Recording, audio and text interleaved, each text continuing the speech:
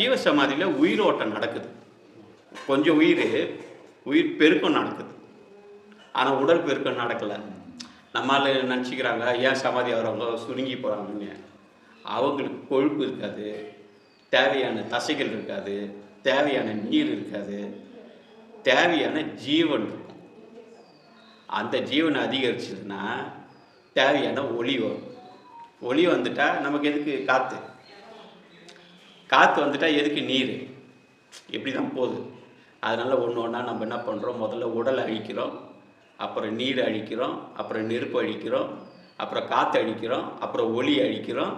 ஒளி எங்கேருந்து வந்ததோ அங்கே போயிடும். அப்போ எல்லாம் காண போயிடும். ஆமாம், எதுவுமே இருக்காது. இதுதான் மேட்ரு. இப்போ நம்ம ஒளியை எடுக்கவே இல்லை. நம்ம எதில் திரும்ப இருக்கோம்? உடல்லாம் மண், தண்ணி, மிஞ்சினா அக்கினி. அந்த மூணில் மாட்டிக்கிட்டு அக்னியில் இருக்கவங்க என்ன அக்னியில் இருக்கிற ஒரு எக்ஸாம்பிள் சொல்லுங்க. உடம்புல இருக்கவங்க எப்படி இருப்பாங்க? அக்னினா அக்னி இல்லாமல் நீ ஏங்க மூணும் சேர்ந்து இருக்கும். இந்த மூணும் சேர்ந்து இருக்கு. நீ ஏதாவது ஒரு ஹார்ட் ஒர்க் பண்ணிட்டீங்கன்னா அக்னி ரேஸ் ஆகிடும், உடம்பு கொதிக்க ஆரம்பிச்சிடும். எந்த வேலையும் செய்யலைன்னா மனசு ஓடிக்கிட்டே இருக்கும், நீர் சத்து நடந்துடும். தூங்கிட்டு இருக்கிறோன்னா அகங்காரம் போயிட்டுருக்கும். ஆனால் இந்த மூணுத்தையும் நீ அடக்கிட்டீங்கன்னா காற்று மட்டும் ஓடிட்டு. அதனால தான் சொல்கிறாங்க, இந்த மூணும் அக்கினி, மண், நீர், நெருப்பு, இது காற்று. இந்த காற்று இதுவும் சேரும். இது ஆகாயமும் காற்று சேரும். இது மூணும் விட்டுடணும். ஆனால் இது என்ன பண்ணுதுன்னா, இதுதான் நீங்கள் யார்? ஜீவன். ஆனால் இது என்ன பண்ணுதுன்னா இந்த மூணுத்தோடு தான் இணைஞ்சிது. அப்போ இது என்னென்னா, பெண்ணாசை, இது பொன்னாசை, இது மண்ணாசை. இந்த ஜீவன் என்ன பண்ணுதுன்னா, இந்த மூணு தான் உலகம். இந்த ஜீவன் என்ன பண்ணுது, இதோடு போய் சேர்ந்து அடியுது.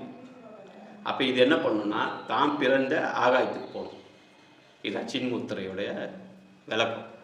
அப்போ இது பசு, இது பதி, இது பாசம். பசுனா என்ன? நம்ம. பதினா இறைவன், பாசம், பந்தம், பாசம். ஆனால் இந்த பசு என்ன பண்ணுது? பந்த பாசத்தில் தான் எப்பயுமே இருக்குது. ஆனால் இது பதியோட போச்சுன்னா தப்பிச்சிடும். அதனால் என்ன பண்ணுன்னா, கொஞ்சம் நேரமாவது நம்ம பதியை காட்டுறதுல இந்த சின்முத்திரை வச்சு இது ரெண்டுத்தையும் இணைய வச்சு, இப்போ நம்ம அண்ணன் சொல்கிற மாதிரி ஜீவனும் ஒளிக்கம் தான் போயிட்டுருக்கோம். இந்த மூணுமே நம்ம விட்டுடணும். அப்போ ஜீவனை கொண்டு போய் ஒளியை பார்க்கறதுக்கான முயற்சி. சுழிமனை திறந்தா ஒளி தெரியும். சுழிமனை தோன்றிடுச்சுன்னா உள்ள ஒளி காணலாம். அப்போ ஜீவனை ஒளியை போய் சஞ்சரிச்சுக்கிட்டே இருந்தால் என்ன ஆகும்?